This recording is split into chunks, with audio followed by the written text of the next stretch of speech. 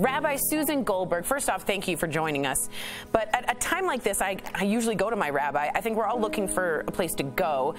Have you noticed more people turning to faith during this pandemic? Absolutely. Faith is always here for us.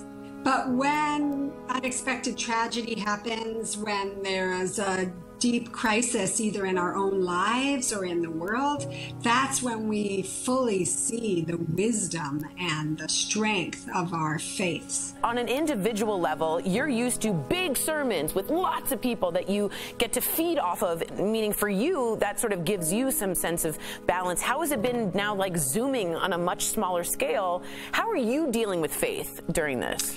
That's a wonderful question. I think you're seeing some images here of how we're doing Zoom services now. I had some hesitation at first, and I have to say it's been remarkable how much people are appreciating the connection in this format. And I can tell you I'm hearing that from a lot of clergy. We just had Passover, which was a major holiday that we had to figure out how to do a Seder over Zoom. And does it feel different to me? Yes. I mean, I have always loved being able to look out and see people's faces and feel the energy of people being in the room.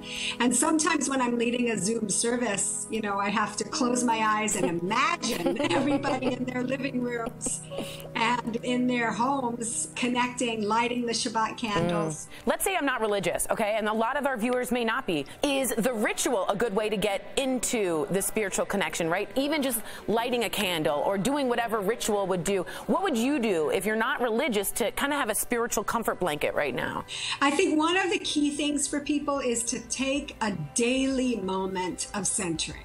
And you can decide when that is, but all spiritual practice requires a commitment. You know, a lot of times people are like, well, I tried being spiritual, but I'm not sure it was for me. Well, usually it takes a little longer and it requires a commitment. Every tradition has personal prayer. We all value personal prayer. To just take a moment and say, may all people be healthy and safe. May all workers in the hospital have what they need to move with wisdom and strength and compassion, right? We can put together these prayers, but I just really want to emphasize that prayer is for everyone, and it puts out our longings, our hopes, and you just say them out loud. A very basic phrase is, may you, or may I, or may we. And then good things come after that. That's what you're praying for. And finding a time to do that each day, especially, let me say, if you're feeling scared. If you're feeling scared or anxious, and you can pause and you can make a prayer for yourself, you can make a prayer for your neighbors, you can make a prayer for your family, you can make a prayer for your city, for your nation, for the world.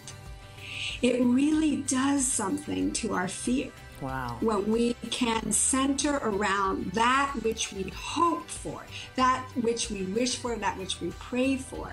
I do know from my own experience and from that of many, many congregants that it can change the experience we are having inside. Wow. Maybe tear up. Very helpful, very easy, you know, simple. It doesn't have to be this big theology thing. It has to just be, may you have a blessed day. May you be safe. So, Rabbi Susan Goldberg, thank you for sharing your wisdom. Shalom, shalom, shalom.